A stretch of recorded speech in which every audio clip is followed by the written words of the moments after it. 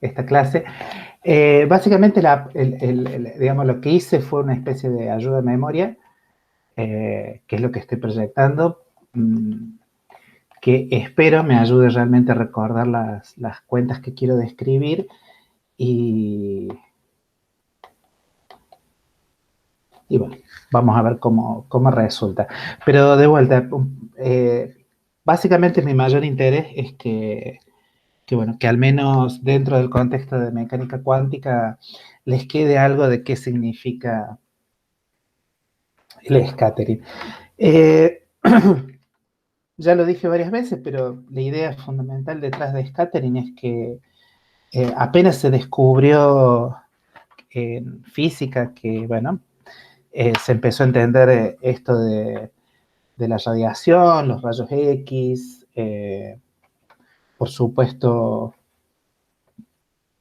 el tema de poder acelerar electrones usando tubos con cátodos y ese tipo de cuestiones. Inmediatamente uno tiene proyectiles, inmediatamente uno tiene radiación, empieza a irradiar cosas y a tratar de interpretar qué se ve. Esto no es nada raro, porque en principio, dependiendo con quién hayan hecho mecánica, digamos, de hecho también se puede, digamos, el concepto mismo de sección eficaz de dispersión es un concepto que se puede introducir en mecánica clásica, y el concepto es el mismo. Alguien, un experimentador, alguien que está jugando con un cañón, pensemos de preferencia a alguien que tiene curiosidad y como blanco usa un potencial al cual no le duelen los proyectiles. Uno arroja, el experimentador arroja cosas contra un objeto. Voy a hacer un dibujito. Vamos a aprovechar para hacer los últimos dibujitos de la materia. Uno tiene un blanco, uno tira cosas y de alguna forma quiere juntar información sobre qué le sucedió a las cosas que uno arroja. Obviamente, digamos, por ejemplo, el tema puede ser interpretado de muchísimas formas. De hecho, scattering habitualmente uno lo empieza a estudiar en la licenciatura más seriamente, al menos con mayor cantidad de consecuencias para resultados inesperados en electromagnetismo, por ejemplo, ¿sí? Dependiendo también de vuelta con quién hayan hecho electrodos, cuáles hayan sido los temas que hayan cubierto. Por ejemplo, uno de los momentos cumbre de electrodos es cuando uno ve dispersión de Rayleigh, en el cual uno por fin le dan la explicación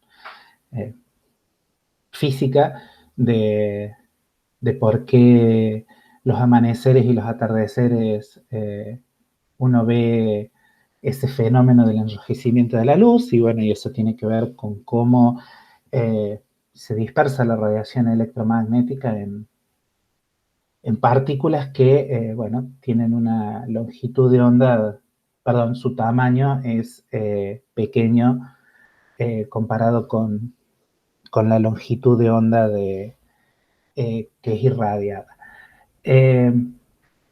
Ya desde ahí o desde mecánica clásica o de lo que sea, uno sabe que si uno no está hablando de partículas puntuales, sino que está hablando de, por ejemplo, fenómenos ondulatorios, eh, uno sabe que lo que va a observar no tiene que interpretarlo de formas interesantes. Por ejemplo, uno sabe que si lo que envías es radiación electromagnética, algo que se parezca aproximadamente a ondas planas, y uno pone un obstáculo delante de esas ondas planas, lo que va a observar en esta pantalla va a depender claramente de la relación que hay entre las dos magnitudes físicas más importantes, que son Bueno, el tamaño efectivo de este objeto, ¿sí? Y la longitud de onda de la irradiación. Hay dos longitudes características que intervienen en el problema físico, ¿sí? El tamaño de, del centro dispersor del objeto que uno está iluminando y, bueno, con lo que ilumina. Entonces, dependiendo de este juego, eh, es lo que uno observa macroscópicamente, digamos. Uno sabe que si esta longitud de onda es chica y el objeto es grande, típicamente lo que uno ve de este lado es la sombra, ¿sí? Si uno hace incidir una onda plana, lo que va a ver de este lado es una sombra y nada más. A lo que uno le enseñaron en electromagnetismo es que si la longitud, vamos a ponerlo así, si D es mucho mayor que lambda, lo único que veo es una sombra. Mientras que cuando D es del orden de lambda, uno sabe que aparecen básicamente anillos de difracción.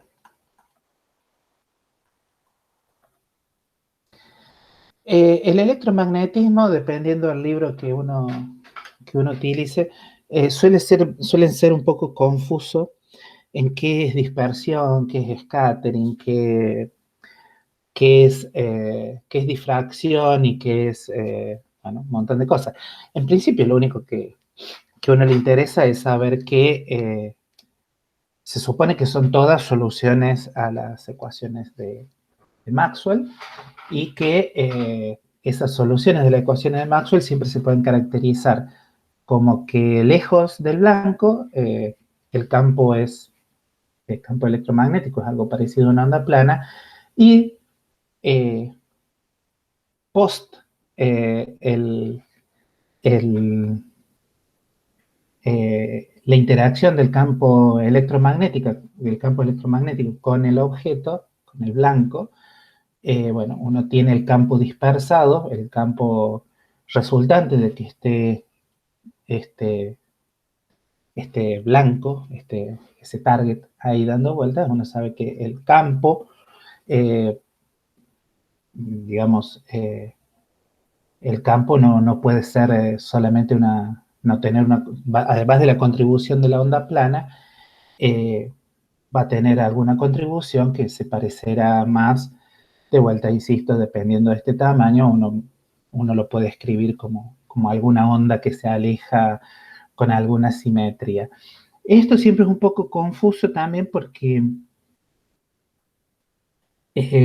cuando uno habla de partículas, uno piensa que, bueno, digamos, uno puede regular o uno espera poder regular cuál es el flujo de partículas con la cual uno hace un experimento.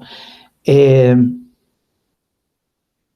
en general, obviamente, a, a principio, digamos, lo que uno imagina es que si uno ilumina con un campo electromagnético, bueno, el campo electromagnético, si uno lo piensa clásico, digamos, si, bueno, no hay otra forma de pensarlo en estos momentos, pero el campo electromagnético lo que uno piensa es que uno va a producir algo que se parece a una onda plana, pero para que se parezca a una onda plana, eh, seguramente es algo muy largo, es lo que uno llamaría un tren de ondas muy largo, y probablemente sea más sencillo pensar el problema en una situación estacionaria. ¿Qué significa eso?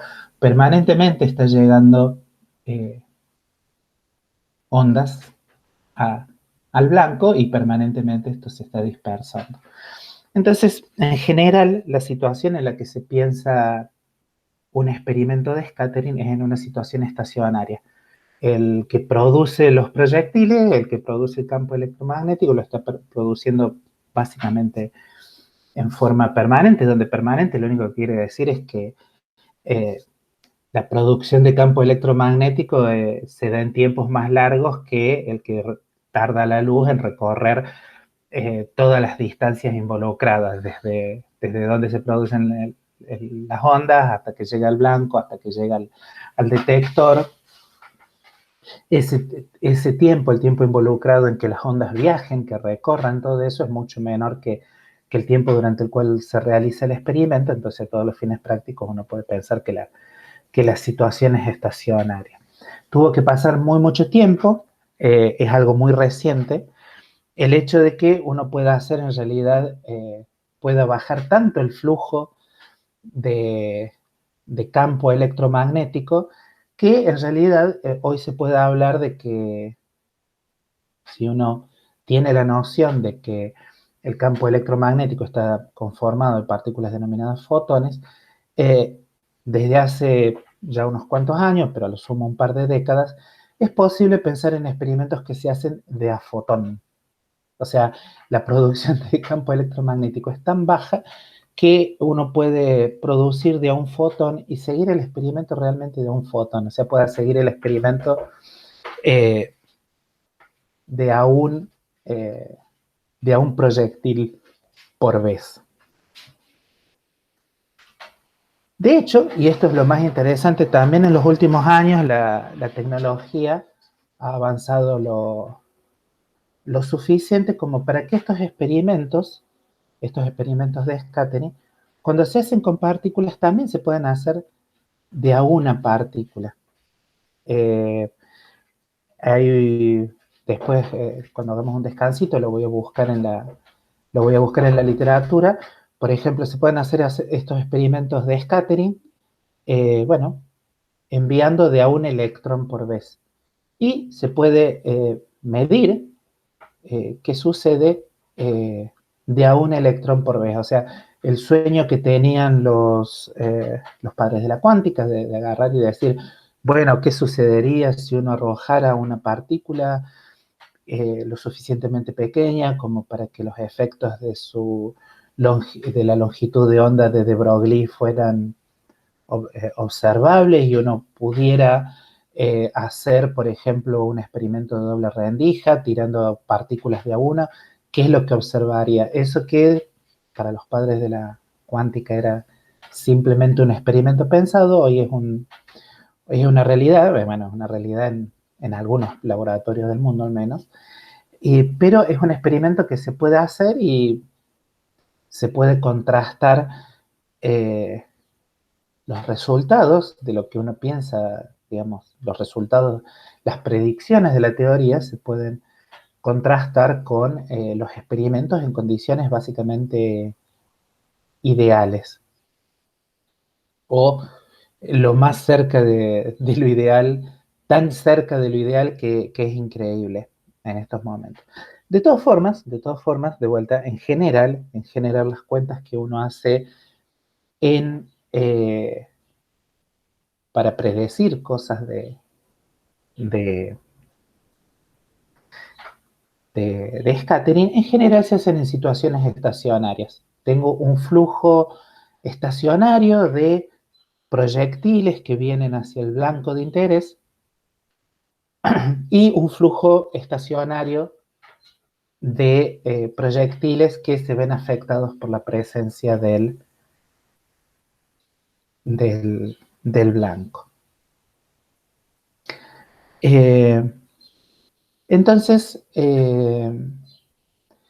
la situación, no les sorprenda que cuando uno por lo menos hace cuentas elementales de scattering, básicamente lo que trata de escribir es una solución de la ecuación de Schrödinger independiente del tiempo. ¿Sí? ¿Por qué? Porque estamos pensando en esta situación eh, estacionaria. ¿Ok? Entonces, eh, de vuelta, todo lo que vamos a hacer ahora básicamente se va a entender en términos de, de estas propiedades de tener una situación estacionaria. Fíjense que una cosa muy importante que nos enseña el electromagnetismo, gracias. Cuando acá uno escribe blanco, cuando uno pone un objeto acá, uno puede pensar que este objeto puede ser compuesto, puedo tener una colección de elementos dispersores, como justamente en la dispersión de Rayleigh de la luz en la atmósfera. Puedo tener algo parecido a un experimento de doble rendija, etcétera, etcétera, etcétera. O sea, cualquier experimento en el cual uno pone algún obstáculo y lo que quiere analizar es cómo se comporta, bueno, partículas materiales o radiación, que al fin y al cabo son partículas de algún tipo, pero no materiales. Scattering es genéricamente, yo pongo un blanco, complicado o sencillo, y quiero analizar cuál es la diferencia con, eh, con bueno, eh, con lo que sucedería si no hubiera blanco para nada.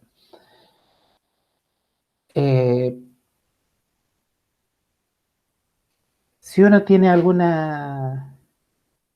una cosa que era interesante, digamos, ¿por qué la dispersión de Rayleigh era tan, fue en su momento, por qué esto del cambio de, de color aparente era tan importante? Bueno, era porque eh, obviamente, inclusive desde el punto de vista clásico, uno se da cuenta que al parecer, eh, por alguna razón, la composición en longitudes de onda eh, entre la luz del mediodía y la luz del amanecer es distinta. Uno ve las cosas más rojas porque por alguna razón uno sabe, digamos, la gente sabía que la luz del sol no era monocromática. Por alguna razón, el fenómeno que estaba sucediendo, esto de ingresar a la atmósfera y recorrer un camino particularmente largo a través de la atmósfera, lo que hacía era que las distintas componentes de la luz, las distintas frecuencias y longitudes de onda que intervenían en esta luz no monocromática del Sol, por alguna razón, algunas resultaban elegidas preferentemente respecto de las otras. ¿Ok? Entonces, unido a este concepto de scattering en la atmósfera, estaba, bueno, que obviamente ya, digamos, la observación era obvia. Los centros dispersores, lo que fuera que había en la atmósfera, seleccionaban de alguna forma una longitud sobre otras, ¿sí? O sea que se vea por donde se vea en el experimento de, de por ejemplo, en el experimento de doble rendija, o en la dispersión de Rayleigh, o en lo que fuera, siempre hay una dependencia muy fuerte con las propiedades físicas de la radiación, sea la longitud de onda y lo que uno pensaría en el caso de partículas, la energía, ¿sí? Si uno además piensa en estas cosas tipo así, mecánica ondulatoria, en el cual de Broglie pensaba que, bueno, las partículas tenían una longitud de onda asociada, y la longitud de esa de onda tiene que ver con la energía de la partícula, obviamente que al ser la dispersión, el scattering, un fenómeno tan dependiente de la energía, lo que uno imaginaba es que, bueno, que para partículas de mecánica ondulatoria, los fenómenos iban a ser muy dependientes de la energía, de la longitud de onda de Broglie, etcétera, etcétera, etcétera. Entonces, siempre en todas estas cosas está dando vuelta el tamaño de, la, de lo que uno quiere del blanco, ¿sí? Esta relación, el scattering es interesante analizarlo cuando la longitud de onda es parecida a el tamaño característico del blanco, ¿ok? Entonces, obviamente, el scattering empezó a ser realmente interesante. Digamos, empezaron a aparecer cosas que la gente no podía interpretar en términos de scattering, de radiación electromagnética. Eso empezó a suceder, obviamente, cuando se empezó a tener eh, radiación eh, cada vez más, eh, digamos, el término que se suele usar cuando se irradian blancos sólidos es uno puede investigar más cosas cuando la radiación es más penetrante. ¿Sí? Uno de los problemas que se había encontrado los físicos cuando el electromagnetismo clásico estuvo bien fundamentado, uno de los problemas que se encontraron para analizar lo que sucedía en los sólidos era que las ondas electromagnéticas no son muy buenas para analizar los metales, al menos si se utilizan longitudes de ondas cortas. Por ejemplo, de vuelta, dependiendo de lo que han visto en electromagnetismo, si uno tiene longitudes de ondas muy largas, tiene ondas en el infrarrojo o, o con longitudes de onda más largas todavía, lo que uno sabe es que bueno, para longitudes de onda largas, los metales básicamente se comportan, por ejemplo, como, eh, como espejos, mientras que la mayor parte de los dieléctricos, a los fines prácticos de las ondas, son básicamente transparentes. O sea, las ondas electromagnéticas eh, en un amplio rango de frecuencias y longitudes de onda atraviesan los, los, los metales. Los fenómenos interesantes empiezan a aparecer en longitudes de onda tipo, bueno, longitudes de onda visibles y más cortas, con longitudes de ondas más cortas que las visibles. Y empiezan a aparecer fenómenos realmente muy interesantes cuando las longitudes de onda se acercan, por ejemplo, eh, bueno, los Armstrongs. Ahí ya las cosas se empiezan a poner realmente interesantes. Lo que, lo que, pero siempre está esta cosa de que uno puede inferir a partir de lo que le pasa al proyectil, uno siempre puede inferir algo y puede sacar información o sobre el tamaño característico del blanco y de qué está hecho ese, ese blanco. ¿Sí? Entonces, detrás de todo experimento de scattering siempre está esa, esa intención de averiguar propiedades físicas del blanco. Si es un blanco real, un obstáculo, por así decirlo, los experimentos de scattering generalmente lo que quieren averiguar es el tamaño de ese blanco.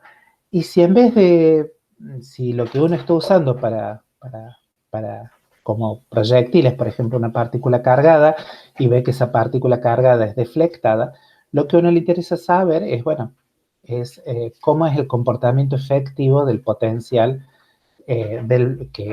bueno, que tiene el blanco que produce ese efecto de cambio en el comportamiento de los proyectiles. Entonces, eh, las cantidades que uno trata de determinar en, en, la, en el scattering son cantidades que tienen que ver con tamaños medidos de alguna forma. ¿Sí? Entonces, por eso en general es lo que se habla de secciones eficaces. La sección eficaz es una forma económica de cuantificar cuánto el blanco afecta a los proyectiles. ¿Sí? En el concepto, digamos, una cosa en general muy bonita que se hace muchas veces en mecánica clásica, es mostrar que básicamente que la sección eficaz, cuando uno habla de partículas clásicas, en realidad tiene que ver justamente con cuál es, qué, cuál es el tamaño de la cosa, del objeto, del obstáculo que se enfrenta a los proyectiles. Entonces por eso se habla de sección eficaz. No me importa efectivamente cómo es la forma de esto, no me importa si tiene algunos huequitos o tiene una carita dibujada, sino que lo que me importa es la sección, cuál es la forma, cuál es la sombra que esto debería hacer cuando comillas, lo ilumino con partículas clásicas. Entonces, este concepto de sección eficaz es un concepto que viene desde la física clásica, tiene, tiene todo el background ideológico del concepto de una sombra y es obviamente las cosas que uno quiere determinar. ¿Sí?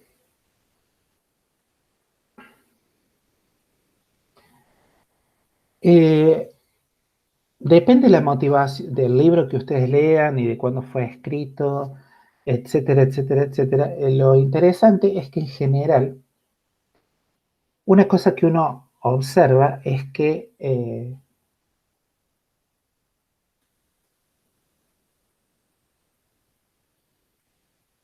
las secciones eficaces no suelen ser funciones monótonas de, por así decirlo, de la energía.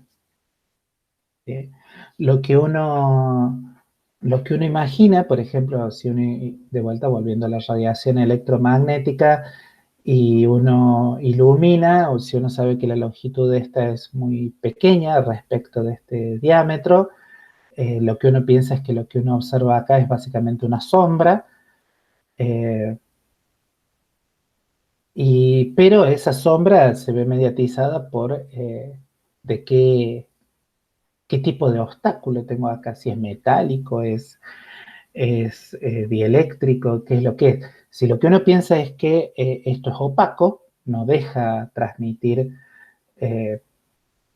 transmitir nada a través de esta, digamos, no deja transmitir nada a través del blanco, efectivamente uno va a ver una sombra. Ahora, si este obstáculo es translúcido en algún sentido, por ejemplo, en vez de, esto no es, es relativamente transparente a una longitud de onda grande, en realidad acá lo que voy a ver probablemente no va a ser exactamente la misma intensidad de radiación que uno vería si este obstáculo no estuviera, vería algo distinto, pero bueno, algo de radiación vería. Entonces, hay muchas componentes de esto. Pero en general, el electromagnetismo tiende a hacer pensar de que si no hay ninguna cosa eh, rara, es difícil ver comportamientos o difícil de prever eh, comportamientos, como podríamos decir, poco, poco, poco suaves. ¿Sí?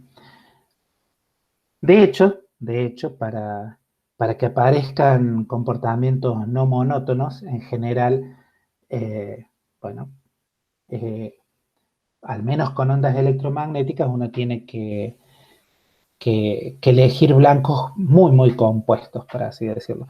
Si bien no vamos a entrar en detalles, una cosa típica que con electromagnetismo puede dar comportamientos muy interesantes, por ejemplo, cuando uno tiene capas de muy distinto grosor y empiezan a aparecer los fenómenos de interferencia constructiva, destructiva, etcétera, etcétera, etcétera. Todo esto nos debería prevenir para que, bueno, cuando uno esté en mecánica cuántica, eh, primero, si el scattering va a ser interesante si yo a partir de experimentos, una puede inferir cuál es, por ejemplo, el tamaño o las características físicas de la interacción del blanco con con el proyectil o del proyectil con el blanco, ¿sí? Si yo puedo inferir cuáles son cómo es la interacción esta, qué mecanismos físicos hacen que el proyectil interactúe con el blanco, el experimento de scattering es interesante. Y obviamente uno va a estar contento si aparecen cosas raras, porque si aparecen cosas raras, por alguna razón el, el, el blanco es más eficiente para afectar proyectiles con energías determinadas y no, digamos, lo peor que me podría suceder es que uno tenga un blanco que afecte de la misma forma a los proyectiles de todas las longitudes. Básicamente ahí uno se da cuenta de que nunca va a tener información de algún tipo sobre el tamaño del, del, del sistema o de los mecanismos físicos, ¿sí? Entonces, cuando uno ya va a la mecánica cuántica, a, a la física del scattering en mecánica cuántica, lo que uno esperaría es que, bueno, que si uno está hablando de que uno tiene proyectiles que interactúan de alguna forma con el blanco, uno espera observar algo, y este blanco tiene tamaños característicos, energías características. Estos tamaños característicos y estas energías características se van a ver reflejados en lo que yo mida. Y de alguna forma, o haciendo modelos, o haciendo cuentas y tratando de contrastar lo que dice la teoría con el experimento, de a poco voy a ir dilucidando cuál es la interacción física que hay, insisto, entre el proyectil y el blanco. Entonces, pero, digamos, una de las cosas, ¿por qué tengo que hacer todas estas consideraciones? Porque en realidad los experimentos de vuelta, el experimento típico de scattering es muy sencillo, al menos en sus versiones más simples, porque básicamente lo único que hace uno es contrastar cuánto envió con cuánto midió en algún lugar. O sea, básicamente la idea es que uno va a contrastar cantidades y como está hablando de estados del continuo, lo que probablemente tenga que comparar son corrientes, ¿sí? Así como uno ahí empezó a hacer en algún momento por ejemplo, con los estados del continuo en problemas unidimensionales, ¿sí? En el cual uno no buscaba funciones de onda normalizadas en el sentido usual, sino que básicamente lo que se concentraban en flujos de probabilidad. De alguna forma, en realidad de la misma forma, lo que uno está interesado en los experimentos de scattering es en flujos de probabilidades, ¿sí? Entonces, la presentación esta que me interesa justamente empieza así, empieza pensando, bueno, si uno tiene una onda plana, ¿cómo es el flujo de probabilidad de una onda plana? Y bueno, el flujo de probabilidad de una onda plana, básicamente, la corriente de probabilidad, es básicamente proporcional al vector de onda de la onda plana, ¿sí? Acá por cuestiones, para no tener que estar renegando con, con cosas raras, lo que uno piensa es que, bueno, todo esto en realidad está metido en algún volumen finito y eso hace que, bueno, uno pueda normalizar en algún sentido un poco más usual del término, que en realidad es como se hacen los experimentos. Uno nunca piensa que tiene una onda plana en todo el universo, sino que probablemente tenga una muy buena aproximación en algún volumen finito, que es finito, pero que seguro que es gigante. Si estoy hablando en un laboratorio, seguro que ese volumen en el cual tengo esas ondas planas es gigante respecto al tamaño de los blancos que me interesan. Y también seguro que es gigante comparado con la longitud de onda, perdón, de la radiación. ¿Qué es lo que vamos a pensar? ¿Qué es lo que le va a hacer el blanco a la radiación dispersada?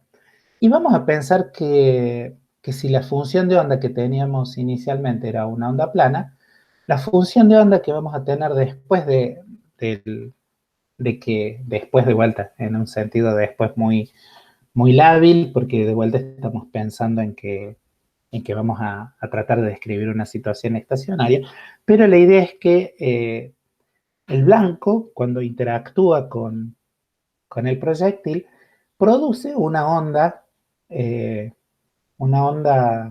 esférica, ¿sí? Que, bueno, esa onda esférica en general va a estar modulada eh, con alguna función que dependa del ángulo, una cosa que habitualmente se hace en todo esto, pero en esta presentación tan escueta que he hecho no he tenido tiempo de dibujarla, pero habitualmente siempre uno piensa bueno, que siempre hay una dirección de incidencia muy bien definida, ¿sí? Y suponiendo que uno tenga un blanco que es chiquito, y chiquito con respecto a las dimensiones del laboratorio, y uno tenga esta dirección bien definida, en general hay otra dirección de interés que tiene que ver con dónde uno observa las cosas, y uno asume que si este blanco, al menos por el momento, tiene alguna especie de simetría esférica, o sea, uno está pensando más que en un blanco, más que en un obstáculo físico, uno está pensando, por ejemplo, en algo que interactúe con un potencial radial, haya una interacción de tipo radial entre este blanco y el proyectil. Una dirección de interés es, bueno, eh, este ángulo es de interés, y lo que uno piensa es que hay una especie de simetría simutal con respecto a la dirección de incidencia, ¿sí? Entonces, esta función que modula qué es lo que uno tiene, cuál es el efecto del blanco sobre la onda incidente, sobre la partícula incidente, sobre la función de onda incidente, bueno, eso eh, está modulado por una función que depende de un ángulo, donde el ángulo es este ángulo azimutal. Fíjense que casi todo lo que vamos a hacer hoy, y eso es lo importante, no depende ni de resolver la ecuación de Schrödinger, ni ni de asumir una forma particular. No vamos a estar resolviendo Schrödinger, así que no asumo ninguna forma particular para el hamiltoniano y por lo tanto para el potencial, ¿sí? O sea, todo lo que vamos a construir es sobre una posible eh, solución de la ecuación de Schrödinger, donde lo único que vamos a asumir sobre esta posible solución de la ecuación de Schrödinger es que si yo me fijo en el comportamiento asintótico de esa ecuación, de esa solución de la ecuación de Schrödinger, en alguna dirección el comportamiento asintótico dominante es el de una onda plana, y en otras direcciones, en otros lugares del espacio, esta solución de una ecuación de Schrödinger que ni siquiera escribo, su comportamiento asintótico dominante va a ser de esta forma, ¿sí? Y que, bueno, de alguna forma voy a poder sortear entre estos dos comportamientos asintóticos, ¿sí? O de alguna forma voy a poder medir cuál es el flujo de probabilidad en la dirección en la cual se supone que tengo solamente onda plana, y después voy a poder medir el flujo de probabilidad en las direcciones en las cuales están, bueno, determinadas por este ángulo θ. Para calcular cuál es el flujo de probabilidad de una función de onda que tenga esta expresión, uno necesita, bueno, el gradiente escrito en algún sistema de coordenadas. Ese gradiente en algún sistema de coordenadas, dado que uno piensa que el problema tiene simetría simutal, es conveniente escribir el gradiente en coordenadas esféricas, ¿sí? Y, bueno, uno haciendo alguna cuenta relativamente sencilla, si uno asume que esta es efectivamente la, la, la forma de la función de onda en alguna dirección, uno puede ver que el gradiente de esa función de onda saliente, por así llamarla, es algo que es proporcional a la función de onda, más un término que decae más rápido todavía que la función de onda, que son las partes angulares, ¿no? Las derivadas angulares en general tienen además un 1 sobre r extra, para que tengan unidades de longitud. Por lo tanto, las derivadas con respecto a los ángulos, si la función de onda saliente depende de los ángulos, las derivadas angulares decaen mucho más rápido que, bueno, que la función de onda saliente, o sea, decae más rápido que este término, ¿no? Este término, el primer término, el que depende del vector de onda k, eh, va a decaer más rápido que, perdón, este término va a ser dominante respecto al de que tiene las derivadas angulares. Fíjense que no lo he dicho, pero queda claro de que aquí este P o este K están relacionados con la energía cinética. O sea, lo que uno piensa es que eh, uno puede fijar, así como uno puede fijar la dirección de incidencia, puede fijar dónde está el blanco, puede fijar un montón de cosas, uno lo que tiene es que también puede fijar la energía. Y obviamente si uno calcula el valor de expectación por ejemplo, de la energía cinética para funciones de este estilo, bueno, va a tener que ver, por ejemplo, con h barra cuadrado, k cuadrado, sobre 2m, etcétera, etcétera. O sea, uno fija la energía aquí lejos y si es cierto que el blanco es pequeño y sucede un montón de cosas, este K que está acá en la onda plana es básicamente el módulo de este K. O sea que estamos pensando en una situación muy precisa. Estamos pensando que de alguna forma, primero, primero y principal, que los proyectiles, por seguirlos llamando de esta forma, no pierden energía, ¿sí? Si uno realmente está escribiendo que la parte saliente de la función de onda depende de la energía a través de K, y este K es el mismo que uno fijó en los proyectiles entrantes, eso lo que me está diciendo es que a pesar, digamos, no a pesar, sino teniendo en cuenta esta interacción, no hay pérdida de energía. ¿Ok? Entonces, si uno quiere explorar qué sucede a distintas energías, lo que va a tener que hacer, bueno, es variar la energía de los, de los proyectiles incidentes sobre el blanco. ¿Ok? Entonces, en general, lo que estamos describiendo en la jerga obviamente, en la jerga que venimos usando desde introducción a la física, lo que estamos pensando es que hay una dispersión inelástica, o sea, la energía de los proyectiles, cuando están lejos del blanco, obviamente, no cambia, ¿sí? Es más o menos la misma. No es más o menos la misma, es la misma. Entonces, bueno, una vez que uno calcula el gradiente, uno puede calcular cuál es el flujo de probabilidad saliente, ¿sí? Y bueno, lo interesante es que es una cuenta relativamente sencilla de hacer. Esa corriente de probabilidad básicamente es muy parecida a la corriente de probabilidad de la partícula de la onda plana, solo que está modulada por, bueno, hay un versor radial, ¿sí?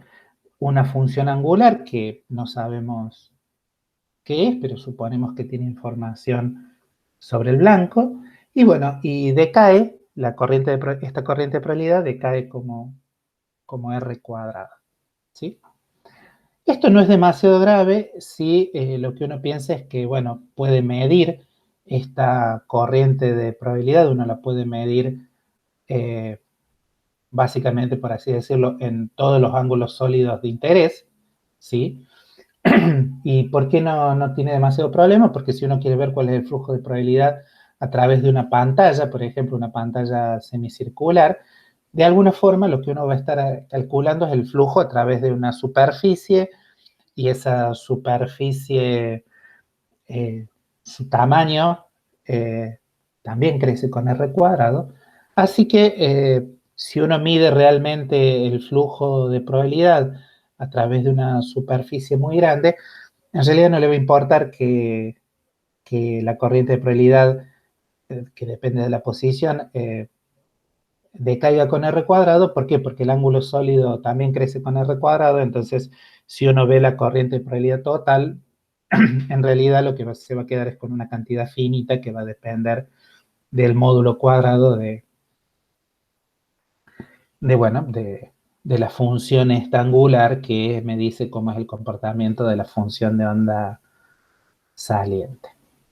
Teniendo en cuenta esta, si yo hago ahora el cociente entre, bueno, entre la corriente de probabilidad total y, bueno, y la corriente de probabilidad incidente, lo que uno saca es que, digamos, en general hay que tener cuidado con los volúmenes y ese tipo de cuestiones, pero si uno compara estas dos expresiones, se da cuenta que, bueno, si uno considera todos los ángulos sólidos de interés y se queda con cantidades que son por unidad de volumen, y etcétera, etcétera, etcétera, básicamente el cociente entre estas cantidades eh, está fuertemente relacionado con el módulo cuadrado de f de θ, ¿sí? Con esta función angular que cuantifica el efecto de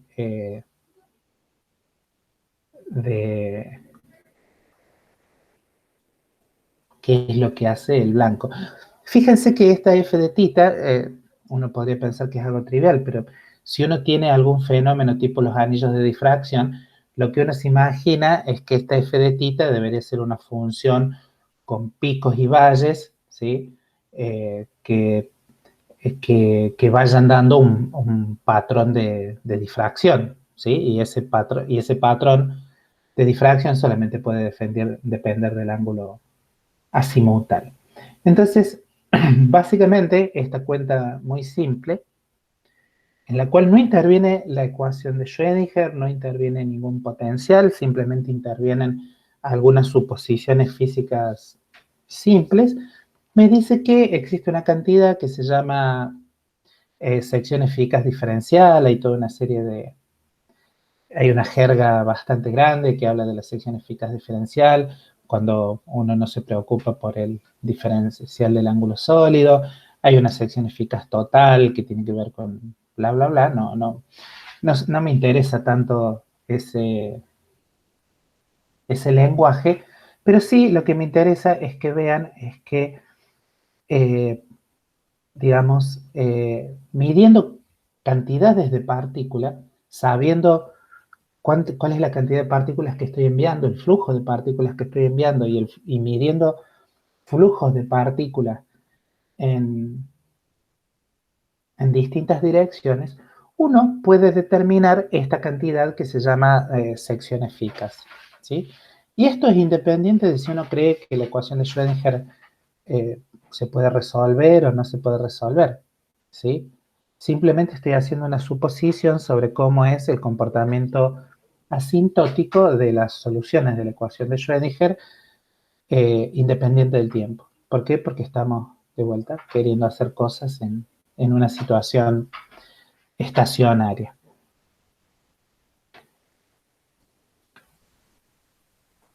Eh,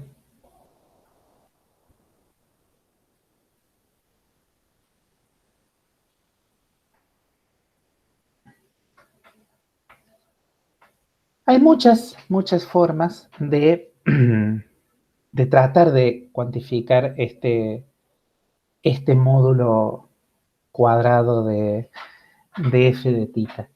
Una de las formas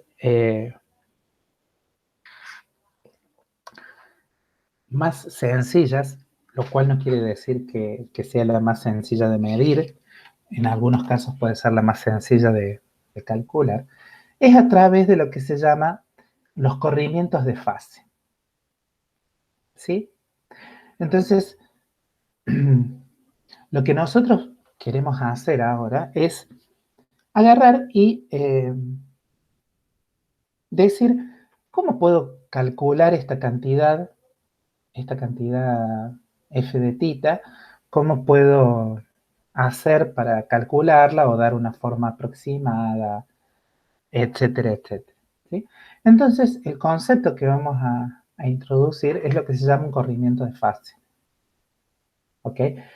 ¿Y qué es un corrimiento de fase? Los invito a que piensen qué es lo que sucede, por ejemplo, con la ecuación de Schrödinger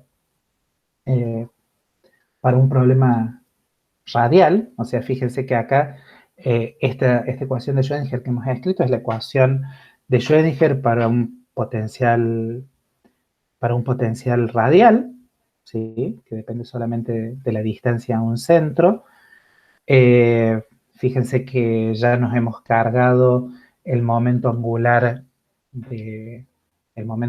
¿por qué? Porque dijimos justamente que bueno, como el problema tiene simetría simutal y toda una serie de cosas, y el potencial es radial, conviene usar la base bueno, de armónicos esféricos, y queda claro que es la ecuación para la función radial reducida, porque, bueno, la parte de derivadas con respecto a la coordenada radial es muy sencilla, es la típica que uno encuentra cuando uno tiene, bueno, cuando uno ya introdujo justamente la ecuación radial reducida, la función radial reducida, perdón, entonces todos los términos complicados de las derivadas respecto a la coordenada radial se han ido y me queda algo que aparentemente parece unidimensional. Entonces, el concepto de corrimiento de fase es bastante sencillo, ¿sí? Si uno lo que piensa es en cómo es la función de onda, uno compara cómo es la función de onda de una partícula libre, que la única condición de contorno que tiene es básicamente que la función radial reducida tiene que valer 0 en el origen, ¿sí? Tiene que valer 0 para que la función de onda esté bien definida en el origen. Si uno piensa en cómo son las soluciones radiales, entonces lo que uno va a tener no es lo mismo tener una partícula libre, que tiene que ser 0 aquí, que tener, por ejemplo, un potencial hasta algún radio efectivo que me impone condiciones de contorno en algún R finito, ¿sí? Por ejemplo, uno podría pensar qué pasaría si uno tuviera un obstáculo impenetrable de una cierta dimensión en el origen de coordenadas. Entonces la función de onda, en vez de anularse en el origen, se tendría que anular en algún radio finito, ¿sí? Por lo demás, la partícula es libre, ¿sí? Lo único que estoy pensando es que tengo un obstáculo impenetrable en el origen, ¿sí? Que tiene un radio efectivo distinto de 0. Entonces, la diferencia entre la solución fuera del potencial, la solución de partícula libre, pero fuera del potencial de este carozo impenetrable que hay en el origen, la diferencia entre la solución azul y la diferencia y la solución en la que no hay potencial, eso es lo que habitualmente se denomina un corrimiento de fase. Las soluciones, las funciones son iguales, pero están corridas en fase. Entonces uno se da cuenta de que esto podría llegar a ser muy interesante desde el punto de vista del scattering, porque justamente lo que uno pensaría es que la solución de la ecuación de Schrödinger en el caso de un potencial radial, difiere de la solución de partícula libre lejos del potencial en solamente un corrimiento de fase. Cuando me alejo lo suficientemente del blanco, lo único que voy a poder, digamos, debería ser apreciable que hay una diferencia entre los máximos de la función de, de la partícula que experimentó el potencial y de la que no. Entonces uno podría agarrar y decir, bueno, tratemos de escribir, tratemos de cuantificar cuánto vale este corrimiento de fase, porque justamente lo que uno se da cuenta es que ese corrimiento de fase va a depender de lo que uno tenga acá adentro. En el caso de tener un obstáculo impenetrable es muy sencillo, ¿sí? Fíjense que el corrimiento de fase va a tener de alguna forma que ver con esta, seguro que va a tener que ver con esta dimensión, con la dimensión del obstáculo impenetrable. En otras situaciones, bueno, va a depender claramente del potencial. Pero el concepto es ese. Lo que básicamente vamos a introducir el concepto de corrimiento de fase que va a comparar cómo cómo es la solución libre con la solución cuando hay un potencial, ¿sí? En general lo que uno piensa es que la solución cuando hay un potencial se tiene que poder escribir de esta forma. Esto es una onda plana, perdón, esto es una onda esférica, ¿sí? Y bueno, cuando no hay potencial, en principio uno puede tener una solución de este estilo. Uno puede hacer la cuenta, digamos, hay cuentas que se pueden hacer en forma explícita, o sea, ahora sí nos conviene resolver la ecuación de Schrödinger. Entonces, la ecuación de Schrödinger que uno va a resolver es la de la partícula libre, en obviamente problema radial, y cuando uno tiene un obstáculo impenetrable que en la jerga de scattering habitualmente se llama esfera rígida o esfera dura, etcétera. Entonces, no voy a, todos sabemos, creo, resolver la ecuación de Schrödinger del problema radial. Sabemos que en general las ecuaciones para momentos angular distintos de cero, las soluciones que aparecen son las funciones de Bessel, las funciones de Bessel esféricas, ¿sí? Y entonces, como sabemos que para radios distintos de cero, ambas soluciones de la ecuación de Bessel están permitidas, ¿sí? Habitualmente lo que se hace eh,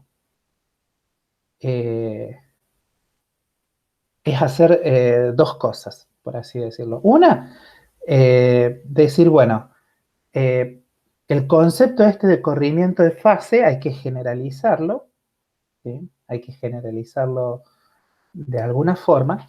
Entonces, lo que vamos a decir es, pero ¿cómo lo puedo generalizar? Y lo que tengo que hacer es estudiar cómo es la solución exacta para radios grandes. ¿Sí? Fíjense que una forma de, básicamente lo que, a ver, ¿cómo decirlo?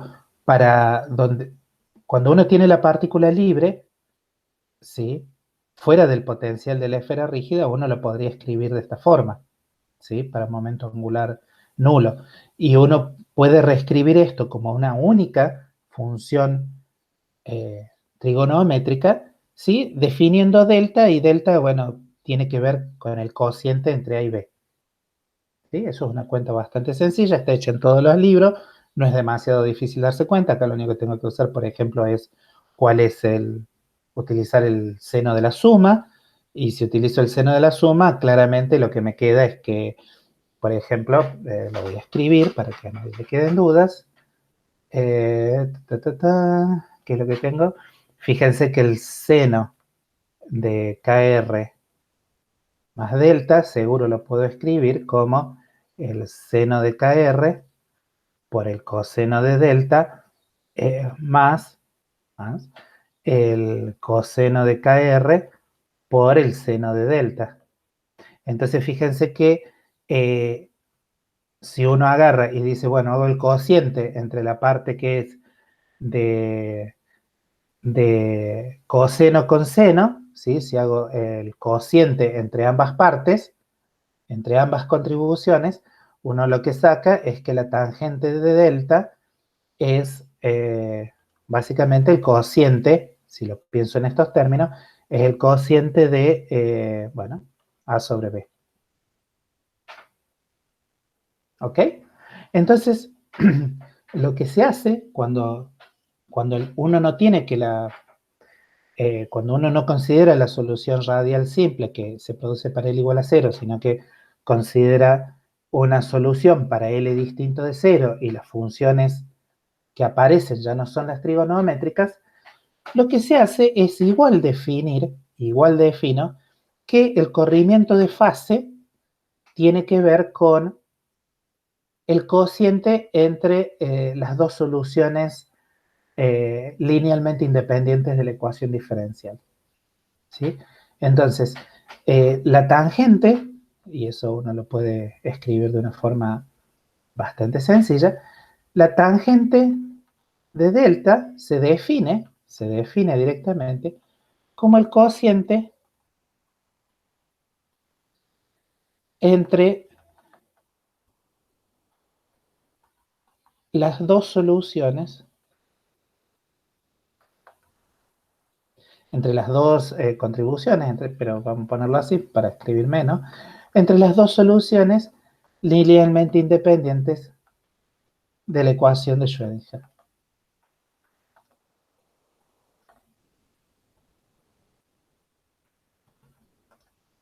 ¿Ok?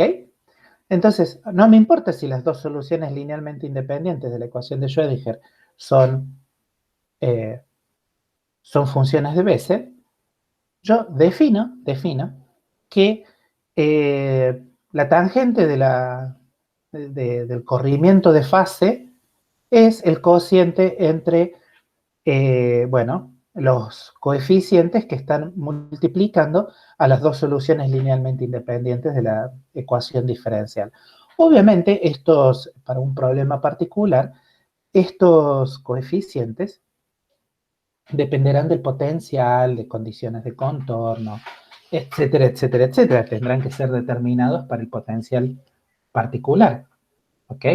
Pero yo defino directamente, digo que hay una cantidad que se llama corrimiento de fase, que uno podría interpretarla de esta forma, ¿sí? Pero en la realidad la forma más fácil de interpretarla es, escribo la solución de la ecuación radial para momento angular distinto de 0, le escribo como lo que es, como una combinación lineal de funciones de Bessel digamos, la función de Bessel J y la función de Bessel N, y el corrimiento de fase es el cociente entre la cosa que se parece al coseno y la cosa que se parece al seno. ¿Sí?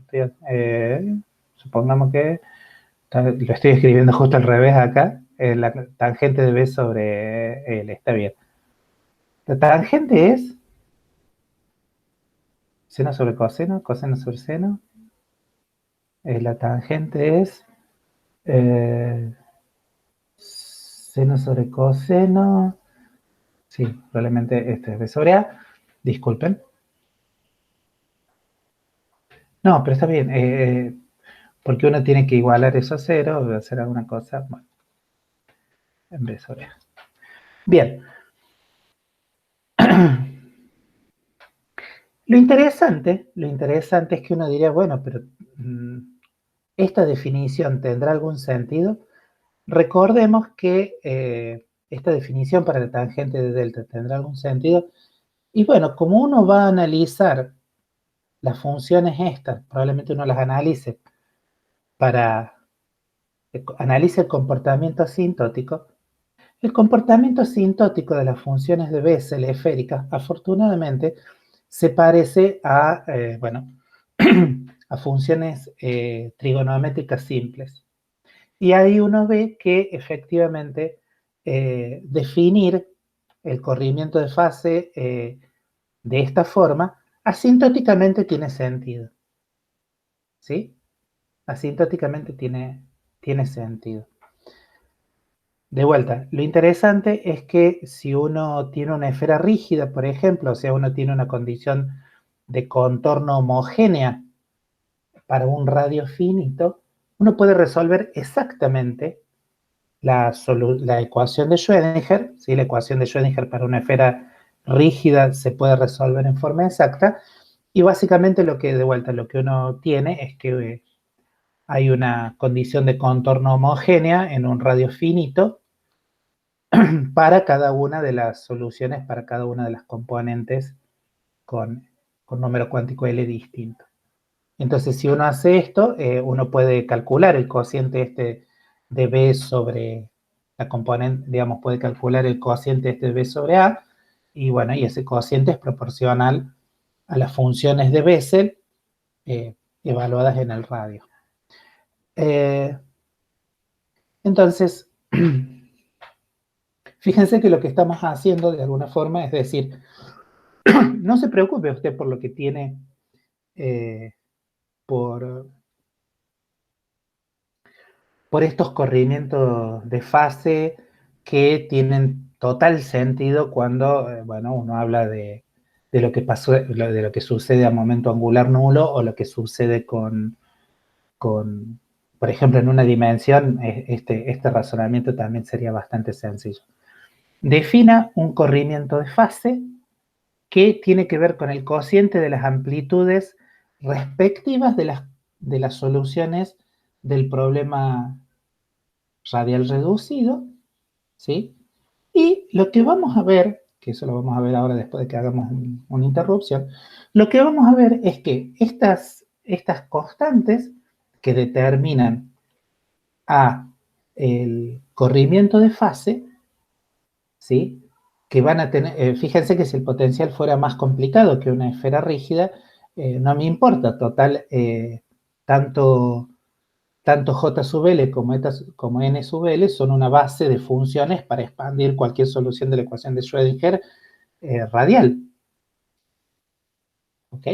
Entonces, utilizando simplemente esta información, que uno va a tener que la parte radial, con tal de que el potencial, digamos, se anule a una distancia lo suficientemente pequeña en algún sentido, fuera de la región donde el potencial es apreciable, la solución de la ecuación radial va a ser siempre de esta forma, ¿sí? No solamente va a ser de esta forma, sino que siempre voy a poder calcular cuánto valen relativamente estos coeficientes A sub L y B sub L, y voy a poder calcular estos corrimientos de fase. Lo que está por verse, y eso es lo que tenemos que ver después, es cuál es bueno, pero ¿y estos corrimientos de fase definidos así? ¿Me sirven para calcular la sección eficaz? Lo que vamos a mostrar después es que en base a estos coeficientes, que se llaman corrimientos de fase parciales, efectivamente uno puede calcular la cantidad de interés, que es el módulo cuadrado de f de θ. ¿Sí? Entonces, lo más común que hacen todos los libros de texto de mecánica cuántica es escribir la sección eficaz diferencial como una función que depende de los corrimientos de fase, ¿sí? A mí, en general, la deducción es bastante poco feliz, para decirlo de alguna forma. A mí lo que me pareció es que como está contado en esta presentación, me gustó mucho, porque básicamente empieza desde un punto de vista muy físico, define la sección eficaz como un cociente de corriente de probabilidad, pero al menos se toma el trabajo de escribir cómo son las formas de esas corrientes de probabilidad, y después discute los corrimientos de fase en base a qué es lo que haría una partícula libre y una partícula que ha sido afectada por el potencial. Entonces, el mensaje hasta ahora es muy simple. Hay una cantidad que se llama sección eficaz, que depende de una función que depende solamente del ángulo azimutal alrededor de la dirección de incidencia en este experimento de scattering. Y esta función angular está relacionada con cómo es el comportamiento de la solución radial de la ecuación de Schrödinger. Entonces, como, como, como receta, ¿sí? Lo que a uno le dicen es, bueno, esa función, en una de esas, se puede relacionar de una forma sencilla con corrimientos de fase, donde esos corrimientos de fase no son nada más ni nada menos que un cociente de los coeficientes que entran en la solución de Schrödinger, como es la combinación lineal de las dos soluciones linealmente independientes de la ecuación de Schrödinger, y eso a mí me parece como muy bonito, muy concreto como receta, ¿sí?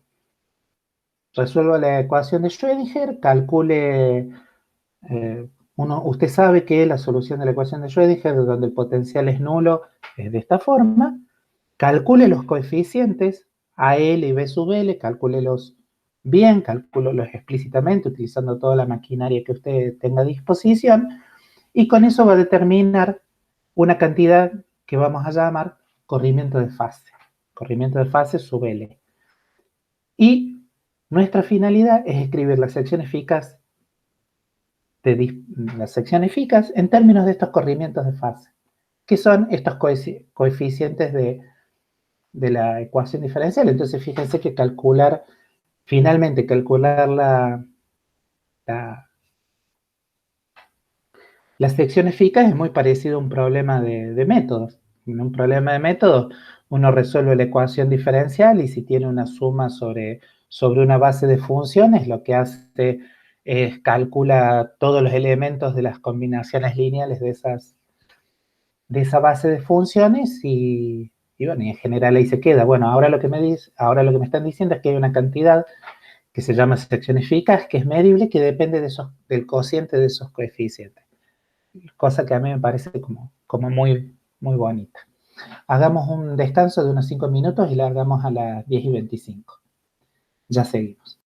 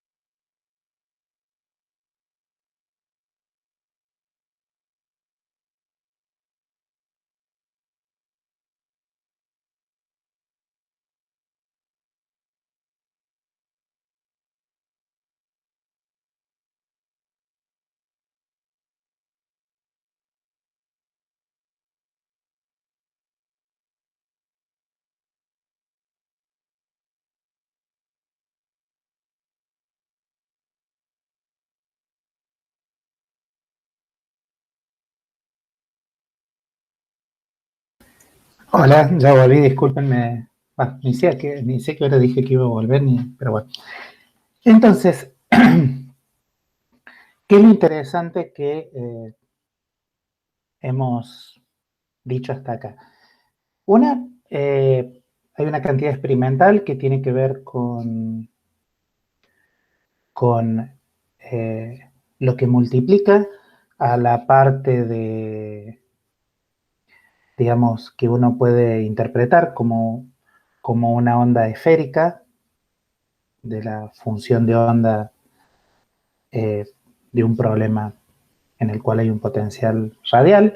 Esa, esa función, esa modulación que depende de un ángulo, está directamente relacionado con una cantidad medible.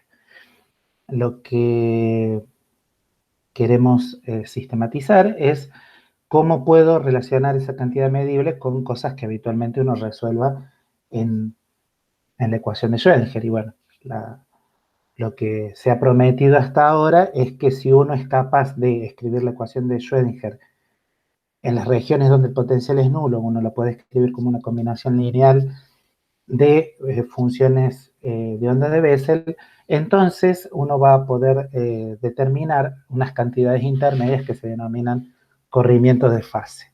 Lo que tenemos que ver ahora es que esos corrimientos de fase efectivamente se relacionan con la parte angular que interviene en la sección eficaz. Solamente para fijar ideas, disculpen, es interesante, bueno, es interesante considerar un potencial que no sea el de esfera rígida, ¿sí? Es interesante considerar, por ejemplo, qué es lo que sucede con un pozo finito, el famoso pozo cuadrado tridimensional. Eh, Si uno escribir la solución para el momento angular nulo es bastante sencillo, ¿sí? Porque ya dijimos que la ecuación radial reducida, la función radial reducida, su ecuación es básicamente muy parecida a una ecuación unidimensional y cuando el momento angular es cero no tenemos términos centrífugo, así que realmente es muy sencilla de resolver. Entonces, las soluciones bueno, no las soluciones, sino la solución a la ecuación de Schrödinger cuando uno considera el potencial cuadrado, dentro del potencial uno sabe que uno lo puede escribir en principio como una constante por el seno de Kr, donde K está relacionado a la energía y a la profundidad del pozo de esta forma, y fuera del pozo, o sea, para radios mayores que R grande, que es el radio peculiar, el radio del pozo, ¿sí? El radio donde el potencial es distinto de cero, fuera de ahí la solución se puede escribir como una onda saliente de la forma seno de Kr más delta, y lo que vamos obviamente a tratar de hacer es, bueno, eh, obviamente acá lo que uno hace es, no pone una segunda variable acá, sino que lo que uno sabe es que bueno, lo que a uno le va a interesar son ciertos cocientes, ¿sí? Lo interesante es que, bueno, para R mayores, para coordenadas radiales más grandes que R grande, no hay potencial. K es el típico módulo de vector de onda de una partícula libre. Entonces, uno sabe que para tener realmente una solución de la ecuación de Schrödinger, lo que tiene que pedir es que la función de onda y su derivada sean continuas en el borde del pozo, ¿sí?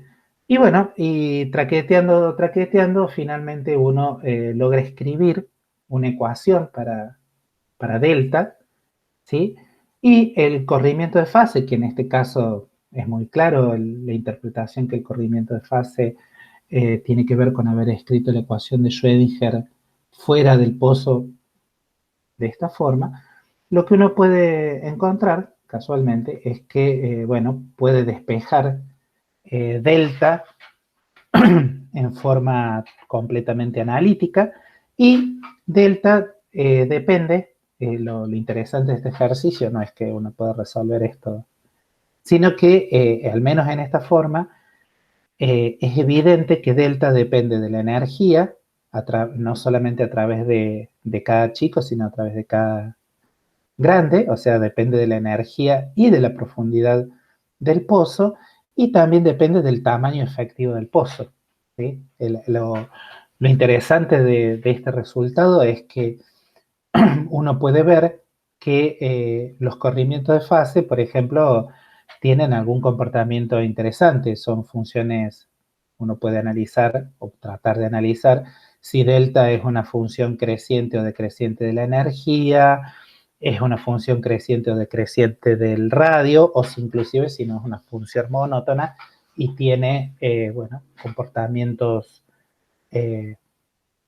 no monótonos en cuanto a lo que depende de, bueno, de todos los parámetros que andan dando vuelta. Inclusive por un problema tan simple, obviamente, hay un montón de parámetros a analizar. ¿Por qué? Porque el corrimiento de fase depende de la energía, de la profundidad del pozo y de el radio del mismo. La solución cuando el momento angular es distinto de cero es muy similar, solo que en vez de la solución adentro tiene que escribirse en términos de funciones de Bessel, y la solución afuera también tiene que escribirse en términos de las funciones de Bessel. Eh, una pequeña simplificación es que al menos dentro del pozo uno sabe que la función radial reducida tiene que anularse, ¿sí? Con lo cual, en general, al menos dentro del pozo, igual que en el caso de funciones trigonométricas, uno se queda solamente con una de las funciones de Bessel, ¿sí? Entonces, para un momento angular distinto de cero, la presencia del término centrífugo lo que hace es que la solución dentro del pozo y fuera del pozo se escribe en términos de funciones de Bessel, y uno tiene que hacer lo mismo que hizo para el caso simple, o sea, tiene que escribir la ecuación de la continuidad de la función de onda, en la coordenada radial igual a R grande, al radio del pozo, y también tiene que escribir la continuidad de la derivada. Esto en general es más o menos complejo de hacer, más que complejo, laborioso, porque en general las derivadas de las funciones de Bessel, si uno utiliza las relaciones de recurrencia de las funciones de Bessel, en general las derivadas de las funciones de Bessel se pueden escribir en términos de otras funciones de Bessel, pero con órdenes distintos. Es por eso que habitualmente cuando uno hace la cuenta de la continuidad de la derivada, terminan apareciendo no solamente las funciones de Bessel de índice L, que es el momento angular de interés, sino que además aparecen las funciones de Bessel de orden L más 1.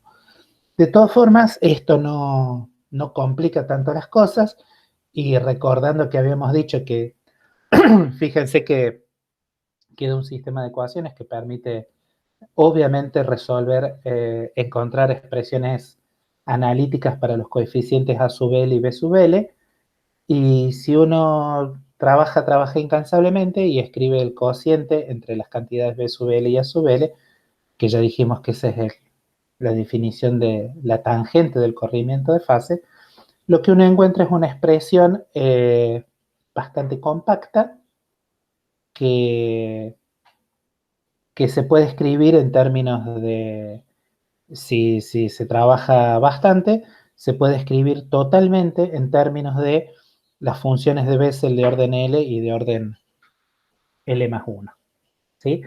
De nuevo, el corrimiento de fase depende de la energía a través bueno, del vector de onda de la partícula libre, del vector de onda, por así llamarlo, dentro del pozo, y de la dimensión del pozo, ¿sí? O sea, es evidente que no importa cómo sea el potencial, la tangente del corrimiento de fase siempre va a depender, puede ser de forma más simple o más complicada, pero siempre va a tener información sobre la energía que se está utilizando, la y las dimensiones físicas relevantes del pozo, o sea, digamos, la profundidad y el tamaño efectivo, el radio efectivo.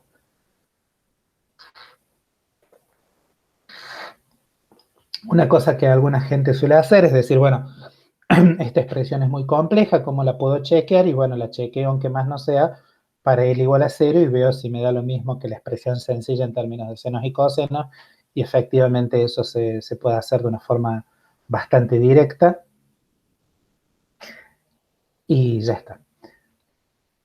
Entonces, hasta ahora lo único que hemos hecho, hemos dicho que está este concepto de corrimiento de fase y que si uno tiene un potencial particular, el corrimiento de fase se puede calcular siempre en términos de las soluciones radiales.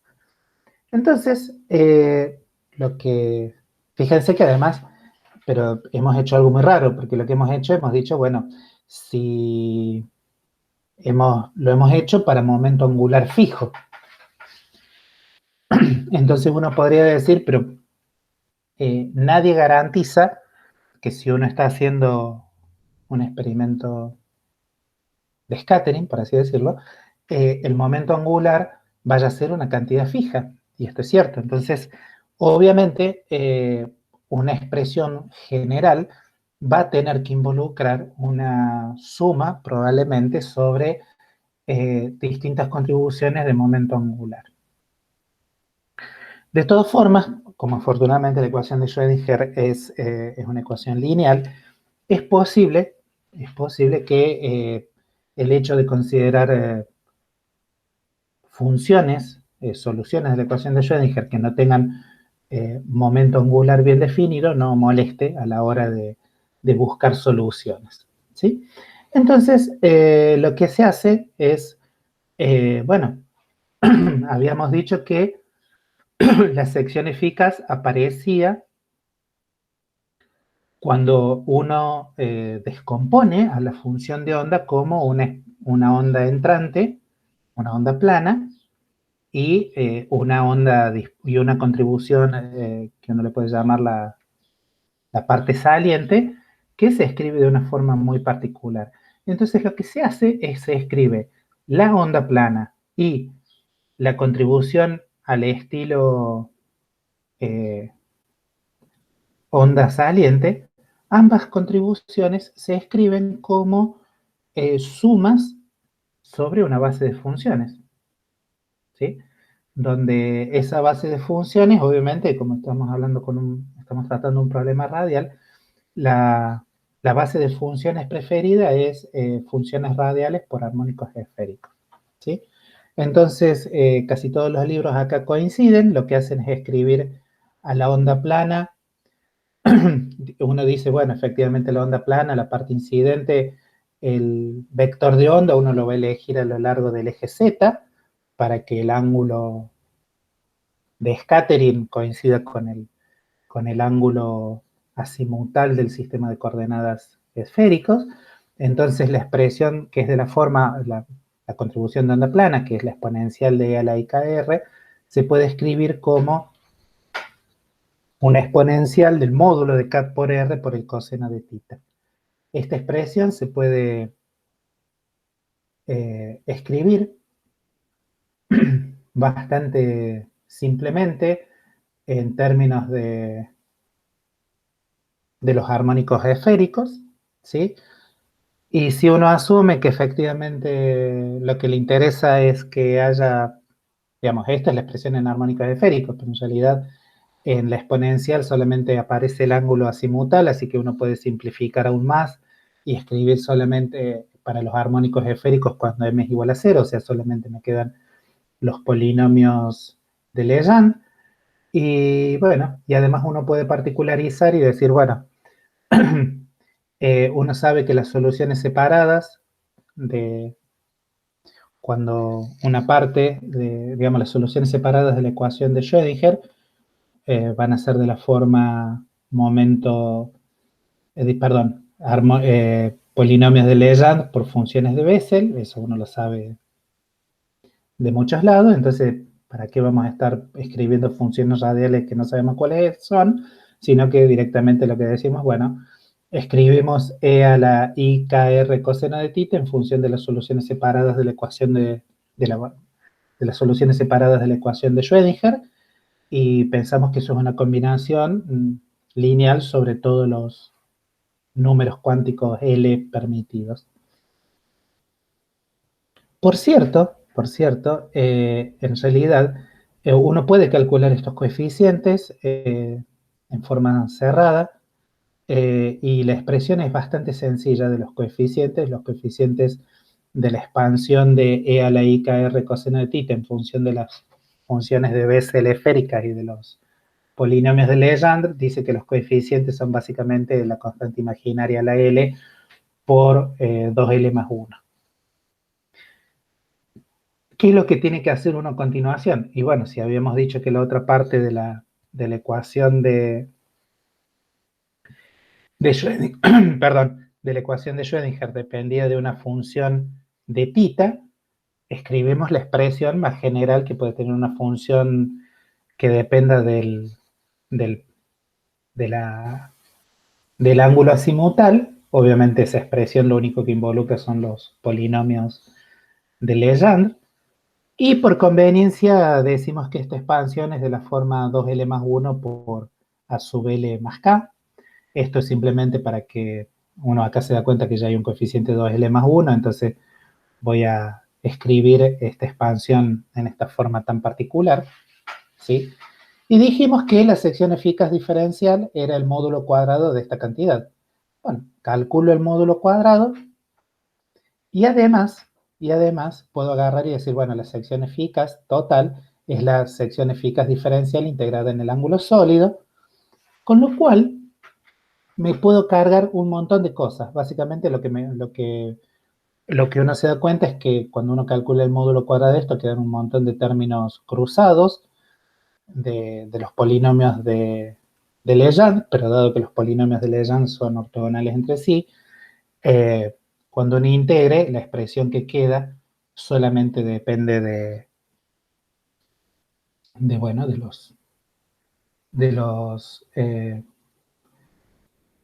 digamos, básicamente me queda la integral de normalización de los polinomios de Legendre, entonces es bastante sencillo ver que la sección eficaz total va a depender de el módulo cuadrado de estos coeficientes a sub L, que dependen de la función f de θ, pero lo que uno se da cuenta es que si uno puede determinar estos coeficientes a sub L, entonces va a poder determinar la sección eficaz total.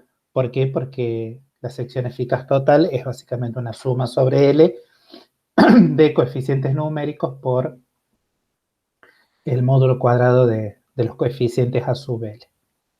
Lo cual es como muy bonito, muy compacto. Y acá es donde, bueno, uno empieza a combinar cosas. Fíjense que ya tenemos digamos, la expresión de la onda plana más la parte, digamos, tenemos la parte entrante de la función de onda, la parte saliente de la función de onda. Combinamos las expresiones que hemos escrito en términos de el desarrollo de armónicos esféricos y nos quedamos con la expresión que es válida para R grande, ¿sí? Eso lo que hace es que, bueno, a las partes de E a la I Z no hace nada. Fíjense que el término E a la I Z está completo aquí en representados, mientras que, bueno, lo que uno considera es que introduce aquí, básicamente esto que está acá es el desarrollo de f de θ más el desarrollo de e a la i z, y toda la parte que depende de r, básicamente uno se la puede cargar, no influye, no influye tanto. Hay que tener un poquito de cuidado con estas expresiones, pero básicamente, disculpen, básicamente esta expresión es correcta para R grandes, ¿sí? Y bueno, incluye el desarrollo de A y Z e incluye el desarrollo de f de tita. Entonces, acá es donde empieza un poco la magia y hay que tener un poquito de cuidado con cómo uno sigue las expresiones, pero básicamente de esta expresión que uno tiene para la función de onda total, va a introducir cómo es el comportamiento asintótico de las funciones de Bessel esféricas, ¿sí? Uno lo va a introducir de forma, digamos, uno sabe que asintóticamente las funciones de onda de Bessel, las funciones esféricas de Bessel tienen que ver con una función trigonométrica donde el orden de la función de Bessel entra dentro de la función trigonométrica. Y bueno, se expande esa expresión, se introduce este comportamiento asintótico en la expresión de la función de onda completa, ¿sí? Y queda una función bastante simple, donde ahora solamente me quedan funciones, bueno, fíjense que acá acabo de descubrir un error en el, ok, un error en el apunte ese de donde saqué las cosas. Eh, aquí,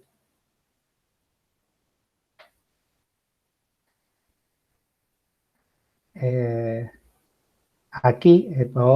y dale cuando correr sacar eso, eh, falta un término que es de la forma, multiplicando a su BLK, falta un término que es de la forma E a la IKR sobre R, que es, bueno, es lo que le falta a la F de tita para falta este término de este lado, en el lado derecho. Aquí está, pero acá se lo olvidaron.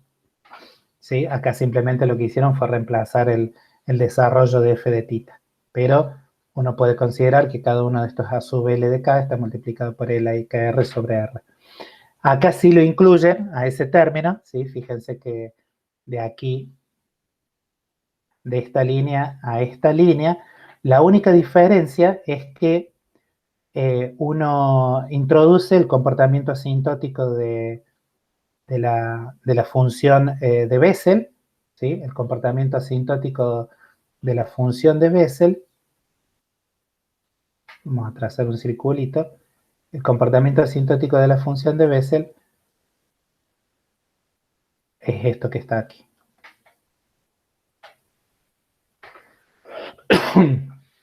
Entonces, uno puede, acá lo que uno hace en general es reescribe o trata de reescribir esta función diciendo, bueno, pero en el fondo, si el comportamiento asintótico es el de funciones trigonométricas, ¿sí? Si asintóticamente el comportamiento de estos son funciones trigonométricas, escribamos una expresión que contenga expresiones trigonométricas, ¿sí? Funciones trigonométricas, obviamente que tengan alguna chance de tener argumentos similares a los que están en esta expresión, ¿sí? Esto que está acá claramente es un invento y es para introducir aquí de una forma sencilla el concepto de corrimientos de fase, ¿sí? Entonces, lo que uno hace es decir, comparo cómo es la expresión en la cual yo reemplacé un desarrollo formal de la onda plana y un desarrollo formal de la parte de onda saliente, ¿sí? Hice un desarrollo formal y después de última reemplacé el comportamiento asintótico de las funciones de Bessel, pero no hice nada más.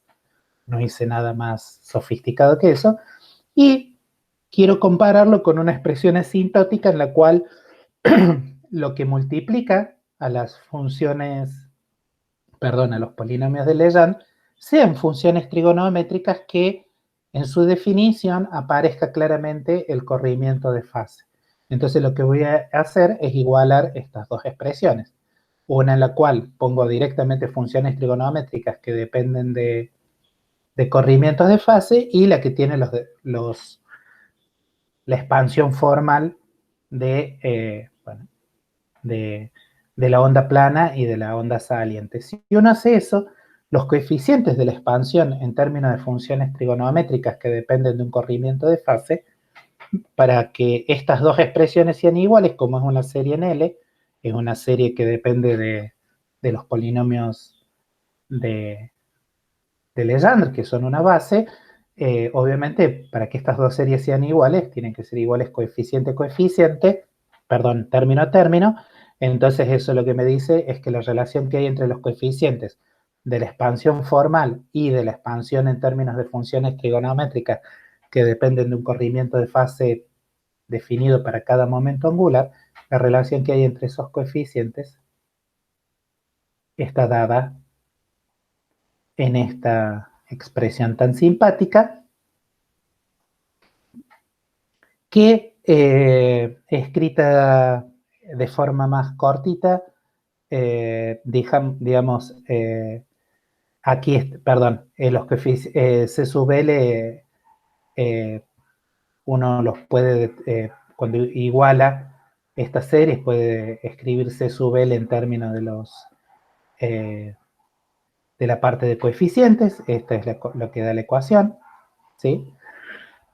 Entonces, uno puede, bueno, agarrar y decir, bueno, puedo relacionar los corrimientos de fase con los coeficientes de la expansión de la función f, ¿sí?